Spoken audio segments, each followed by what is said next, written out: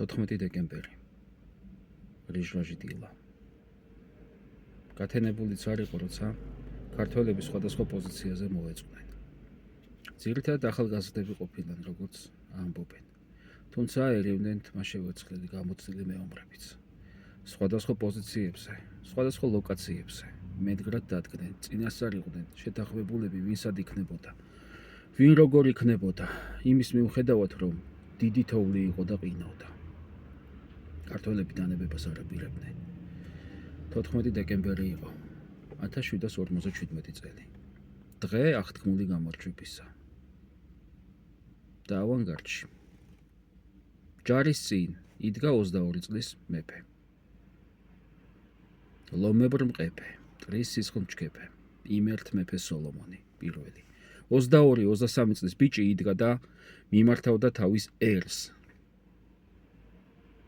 ჩემოშვილებო, აი ასე მიმართა, ჩემოშვილებო.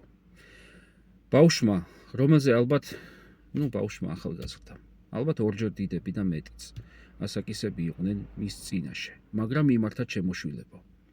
რადგან ის ახალგაზრდა აცნობიერებდა, რომ ამ ბრძოლაზე იყო დამოკიდებული ერი გადარჩებოდა თუ არა.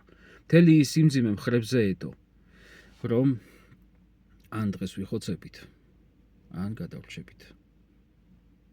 სახელოვანი გამარჯვება გველოდა წინ. ძლევა ისაკვირველი გველოდა წინ. ტრის მხარეს კი, როგორც ამბობენ, ყოფილა 50-55 მეომარი. თურქები, მაგრამ ავანგარდში, რა თქმა უნდა, ქართველები. აბაშიძის მხედრობა. მოღალატე ქართველები, საათაბაგოდან. ზოგი ბრიყვი იყო და სჯეროდა, რომ ხსნა მტერში იყო. ხსნა მტერში ვერ იქნება. მტერი ვერ გადაგარჩენს, ვერ დაკიცავს. მტერი გამოგიყენებს. ზოგი ფიქრობდა, რომ მტერი უხვად დააჯილდოვებდა თუ თავის მოწმეს მოკლავდა. ან დაამცირებდა, ან ომში დაატყვევებდა. მოკლედ მოხდა ის, რაც მოხდა. ჩვენ ვიზეიმეთ გამარჯვება. ჩვენ მივიღეთ ახალი ძლევა ისაკვირველი. ომში ბევრი ქართველი დაიხოცა ორივე მხრიდან. იმის მიუხედავად, რომ ქართველები თავს იცავდნენ, ტრისგან ორივე მხრიდან ბევრი ქართველი დაიხოცა. და ეს წესით მაგალითი უნდა იყოს ყოველი შემდეგი თაობისთვის. ეს ბრძოლა იყო 10 თაობის წინ, მეტი კი არა. 10 თაობის წინ იყო, 267 წლის წინ იყო, მეტი არა. და ჩვენ ჭკუას ვერ ვსწავლობთ აქამდე.